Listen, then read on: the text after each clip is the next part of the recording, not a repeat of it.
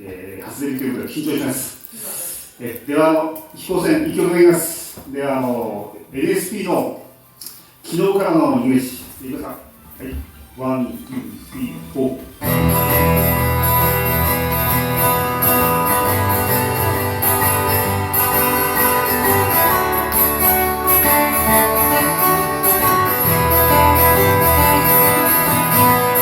思い出が思い出でしかないことは分かりきっていたはずなのに、私の瞳に明日は見えないことは分かりきっていたはずなのに、いつも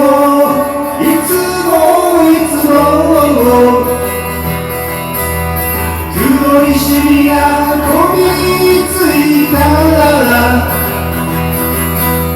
昨日が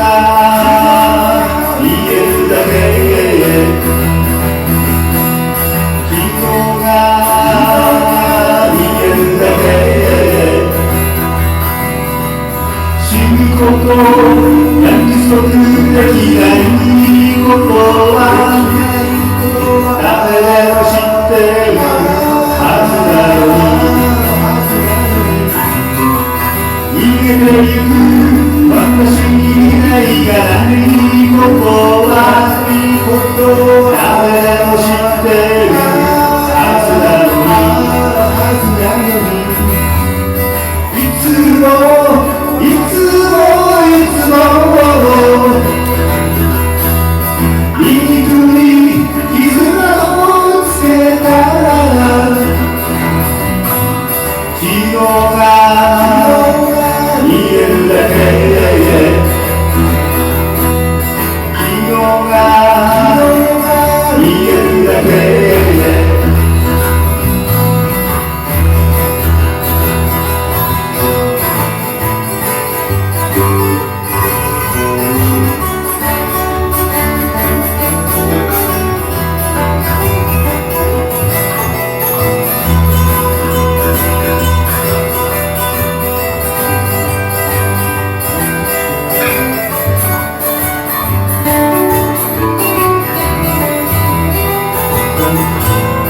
思い出が思い出でしかない